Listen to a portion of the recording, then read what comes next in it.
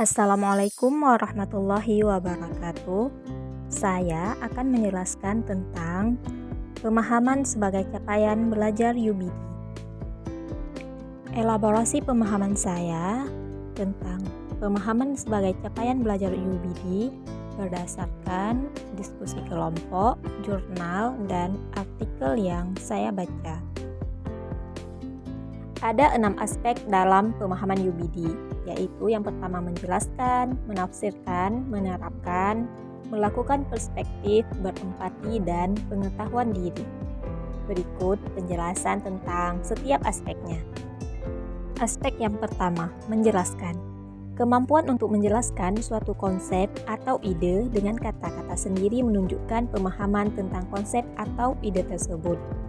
Menjelaskan dapat dilakukan dengan cara yang pertama menuliskan penjelasan, kemudian membuat diagram atau ilustrasi, memberikan contoh, dan menjawab pertanyaan. Aspek yang kedua, menafsirkan. Kemampuan untuk memahami arti suatu teks atau karya seni, menemukan makna yang lebih dalam, dapat dilakukan dengan cara menemukan tema atau pesan utama, menemukan hubungan antar ide, membuat perbandingan atau analogi, atau menghubungkan dengan pengalaman pribadi. Tahap yang ketiga, menerapkan.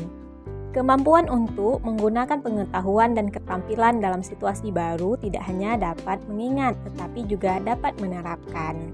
Nah, menerapkan ini dapat dilakukan dengan cara pertama menyelesaikan masalah, membuat produk atau karya, melakukan eksperimen, atau menerapkan dalam kehidupan sehari-hari.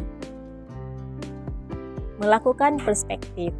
Nah, kemampuan untuk melihat suatu masalah dari sudut pandang yang berbeda, mengerti pendapat dan pandangan orang lain.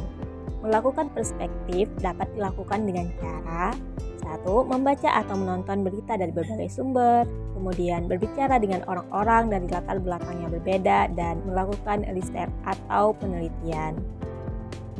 Aspek yang kelima, berempati. Berempati diartikan sebagai peserta didik mampu memahami dan menghargai perasaan, pikiran, dan pengalaman orang lain. Berempati dapat dilakukan dengan cara mendengarkan orang lain dengan penuh perhatian, mencoba memahami sudut pandang orang lain, dan melakukan kegiatan sukarela. Aspek yang terakhir, pengetahuan diri. Kemampuan untuk memahami kekuatan dan kelemahan diri sendiri, mengetahui apa yang ingin dicapai. Pengetahuan diri dapat dilakukan dengan cara mencatat pencapaian dan kegagalan, merencanakan tujuan, atau menerima umpan balik dari orang lain.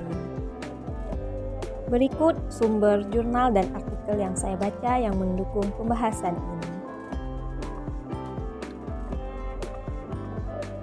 Terima kasih. Assalamualaikum warahmatullahi wabarakatuh.